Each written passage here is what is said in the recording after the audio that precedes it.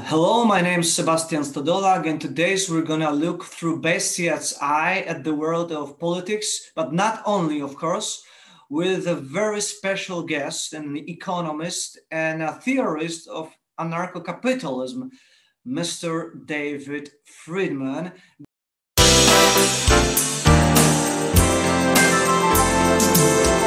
Good morning, Mr. Friedman. How are you, sir?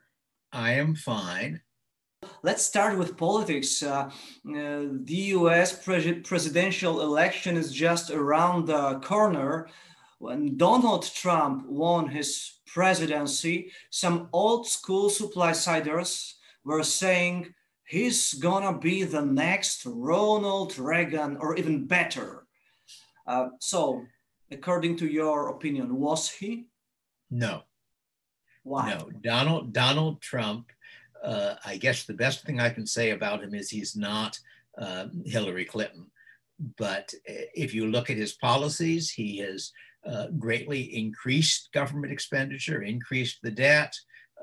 His two sort of signature issues, he's on the wrong side on both of them, those being immigration and trade. Reagan was not anti-immigration, nor was he anti-free trade, and Trump is both.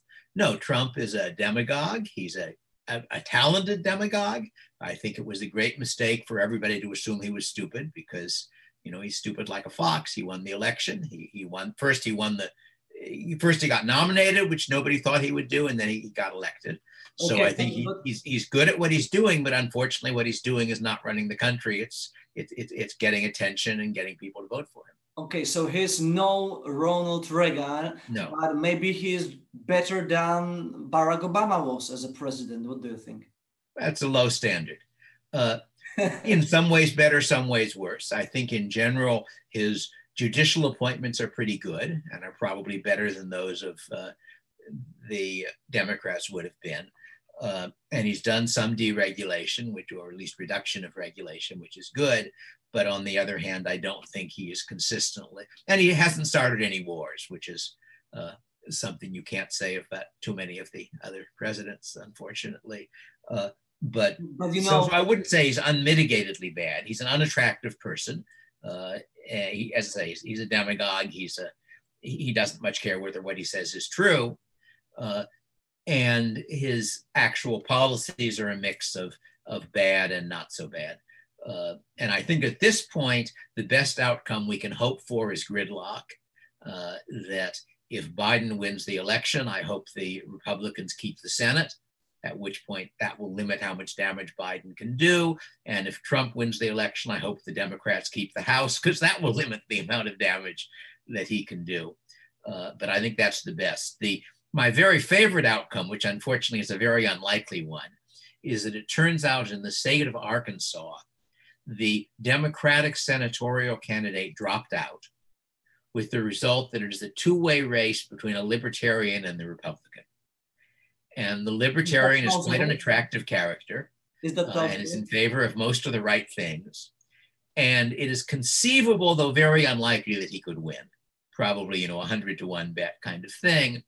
But he's polling like, 10 or 15 points behind the Republican, which for a third party is extremely good, although it helps that there's only two people in the race. So my dream outcome is an outcome where you end up with the one Republican senator holding the balance of power the one libertarian senator holding the balance of power in a perfectly split Senate. But that's not going to happen, unfortunately.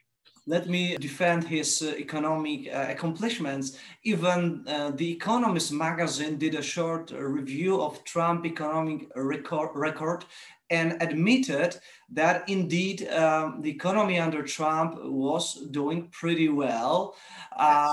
So maybe at least for average Americans, he wasn't so bad. Maybe he wasn't bad at all, because the median salaries, for example, were growing during his presidency.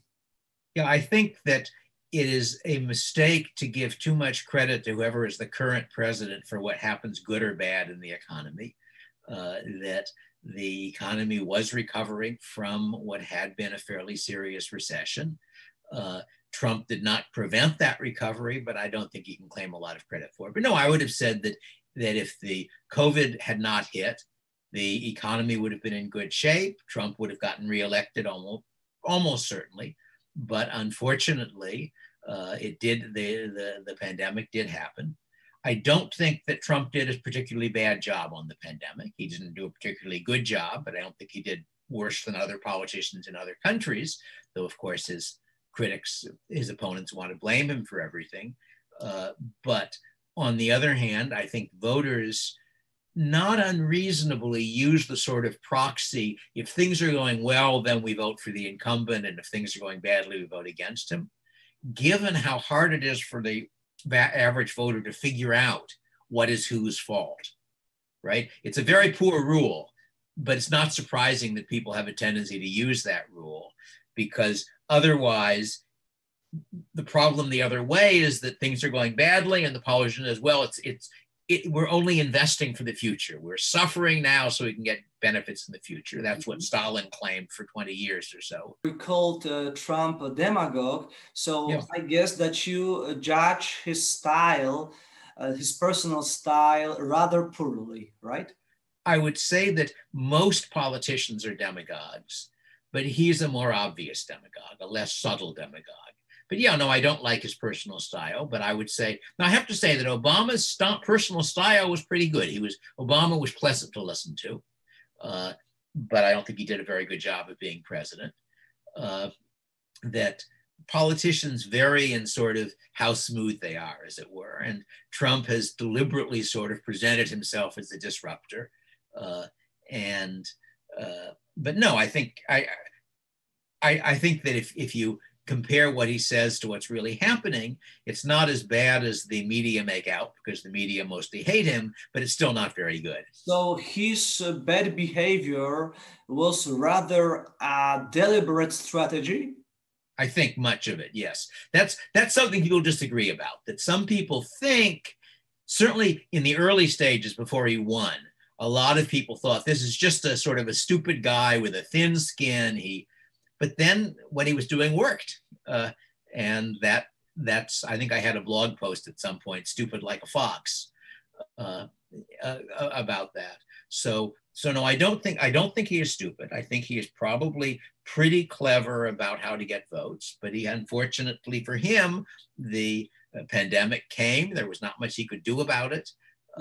He tried to do his best to get sort of positive attention by what he said, and facing the difficulty that most of the news media are strongly against him, which gives people and makes him look even worse than he should look.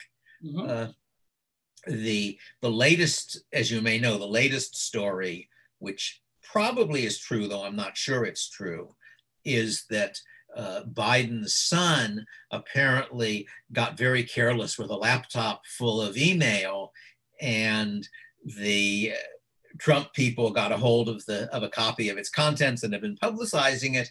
And what's, in a sense, really the scandal here is that Facebook and Twitter attempted to suppress the spread of that information. And that, I think, is perfectly legal. They're private firms, but I think it's also outrageous behavior on their part. This is the right moment to ask you a question about the significance of digital media in the context of political life, because there's this big debate on how social media could shape the outcome of the election. Do you think that they really play a significant role here in the It's very hard to know, because on the one hand, Facebook has an awful lot of people who read it. On the other hand, there's a whole lot of the rest of the web out there, so that there are blogs, there's email, there are a bunch of other ways of getting through to people. If social media or internet in general is an important tool now. Social media are clearly an important tool, but what I'm not sure of is whether the social media themselves can control the outcome. That is, the question is, if you run Facebook and you want Biden to win, how successful can you be? And that's very hard to know, because at the same time that you reduce the spread of this story, you also create a new story about you're reducing the spread of the story. And it's hard to know which one is going to overtake. By the way, why would Facebook prefer Biden over Trump? Biden is even more pro-regulation in terms of social media and so on. Yeah. One possible answer is that they think Biden is going to win and therefore want him to feel positive towards them. That if you think about politics in general, one question is who you want and one question is who's going to win. And I suspect that you probably have that phenomenon in Poland as well. It's not that uncommon, after all, in the US for the same company to give donations to both sides in order that whoever wins will feel indebted to them, which seems a little crazy, and yet it does happen. Let me go back to the style of Trump presidency for a moment. Sure. Do you think that it could be blamed partly for the emergence of Black Lives Matter movement, for all those riots and protests? Because, you know, in economic data, you cannot really see the reasons behind such an intense social movement as Black Lives Matter. No, I think it was more nearly a result of the pandemic, that you have a lot of people who had been, in effect, locked into their houses and were feeling generally frustrated and unhappy. And you then had a video which looked as though the police were doing something terrible. And so it sort of sparked things could have happened under other circumstances. But I don't think that, I think the only sense in which Trump is involved is that perhaps the media were more sympathetic to what was happening than they would have been if they'd liked the president. So that you got this sort of odd situation that various people pointed out, where a bunch of public figures have been telling people it's terrible to get together and you should stay all separate and so forth and so on. And then suddenly these demonstrations, well, it doesn't count for that. It's all right to demonstrate for something. So you think that this racial component, because officially those protests were against so-called systemic racism in US, that this was just an excuse, a pretext for going out? Well, I'm sure lots of people felt that way, but the question is, there isn't any more systemic racism than there was last year. And in fact, it's not at all clear, I should say, whether the police actually kill more blacks relative to the number of blacks who commit crimes than whites relative. The total number of figures, of course, is the police kill more whites than blacks. But there are a lot more whites in the US to be killed, so that doesn't prove very much. But it's also the case that on such figures that we have, blacks commit more crimes relative to their population. And no, a blogger who I trust did a fairly careful analysis quite a long back, actually before the Black Lives Matter business. And it's unclear whether the police in who they shoot are actually biased against blacks. Maybe those movements are a sign of how strong can be a narrative rather than a sign of changes in some factual dimension. That could be. That is one of the things that's happening, and I'm not sure how closely connected it is the rise of what I think of as the wokest religion, of people who describe themselves as woke, which is by itself sort of an interesting term. They're suggesting everybody else is asleep and we've woken up. And it's, as far as I can tell, pretty nutty, in that if you actually look at the substance, it involves wild oversimplifications of a very complicated real world. Most of them don't seem to have noticed that by either world or historical standards, the US is a more nearly gender equal society than most societies that have ever existed. Most of them have not noticed that the US has less racial discrimination than certainly than it did in the past, and than most historical societies have. But somehow this is a burning issue and they've got to fix it. So it feels a lot like a fundamentalist religion. It doesn't happen to have a God. But that's been one thing, and that's been partly encouraged by the internet. The internet is very complicated, and it's not at all clear what its net effect on politics are. Because on the one hand, It means that it's easy to listen to views of people who you don't agree with, but it also means that it's easy to restrict yourself to people you do agree with. So I'm not sure if the internet itself is causing more political division or less. And at the same time, it's at least arguable that the American political system has been moving towards sharper divisions over time. That if you go back 50 years, there would have been a lot of Democrats who by some measure were further right than the leftmost Republicans, and a lot of Republicans who by some measure were further left than the rightmost Democrats. And at this point, that's very, very rarely the case. So you've gotten a sharper ideological split with the parties. And I think Trump was part of that, but I think he was a symptom, not a cause of it.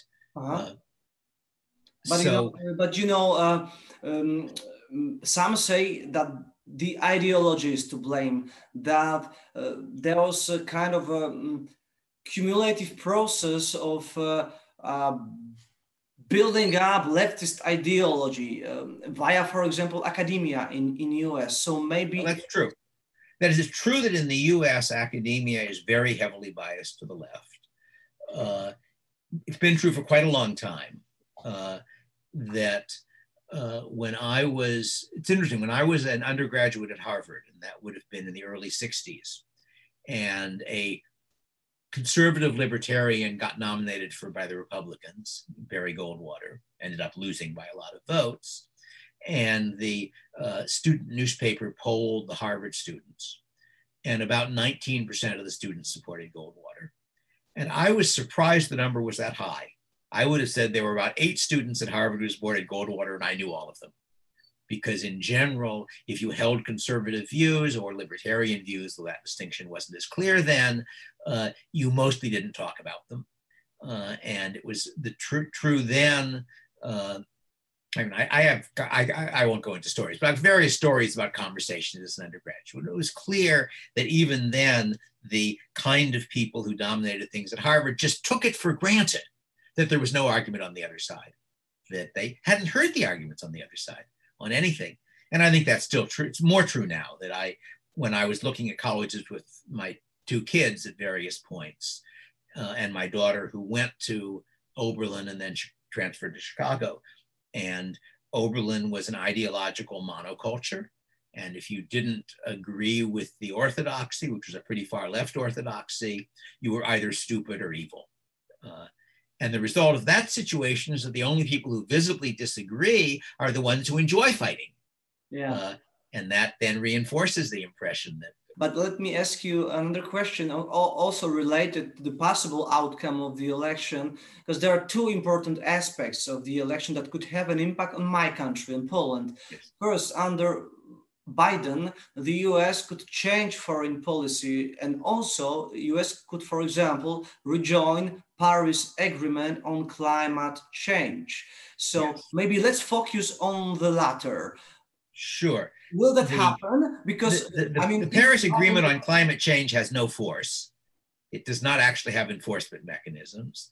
The last time around, the Kyoto Agreement, as best I recall, the only country that actually met its Kyoto requirements was the US, which had not signed the agreement. And the reason the US met the requirements had nothing to do with global warming. It was because a technology called fracking had developed to the point where natural gas got cheap. And natural gas turns out to produce something like half as much carbon dioxide for the power it produces as coal. So the US had a very large market-driven shift from coal to natural gas, which brought down CO2 output. But my view, at least, is that the climate crisis stuff is bogus. The problem is that the current consensus is that it will have mostly bad and even disastrous consequences. And that was almost exactly the same consensus that we had back in the 60s over population. Yeah, but you're not old enough to remember, but the whole climate thing is a rerun of a population hysteria. When at the extreme, you had Ehrlich claiming that in the 1970s, there would be unstoppable mass famines with hundreds of millions of people dying. And it didn't happen. From then till now, the number of people dying of hunger has gone down, not up. And yet, you get the same phenomenon again when people think up some way that you might have terrible things happen. Then they say, well, that means terrible things are going to happen. You got to do something right now. And the something, oddly enough, is mostly things those people were in favor of doing anyway. Obviously, so true that you're saying, but the problem is that our talk won't change that. I'd like, won't change this current consensus. And I'd like to ask about the specific term that is used in a discussion on climate change and on the future plans of how society should adapt to it. Because like I told you, there is this chance that the US will rejoin Paris Agreement, and that in effect will cause this pressure on countries like Poland to do some things faster, to adjust its economy faster, to reorient its trajectory from coal to renewable. There are two very different kinds of adjustments you can make. One of them is to say, the temperatures are going to go up. How should we adjust to that? So if you're a farmer, you ought to say, well, maybe I should consider a different variety of my crop.